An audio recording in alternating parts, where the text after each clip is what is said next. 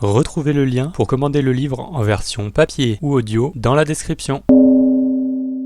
Le chat du jardinier s'annonce comme un roman de consolation qui mise sur la douceur plutôt que sur le spectaculaire. Après une tempête qui ravage l'arrière-pays provençal, Louis, jardinier hypersensible, n'arrive plus à faire face aux épreuves qui s'accumulent et s'enferme dans une souffrance muette, jusqu'à la rencontre d'une femme présentée comme extraordinaire, point de bascule narratif où la relation et l'attention portée au vivant rouvrent un possible.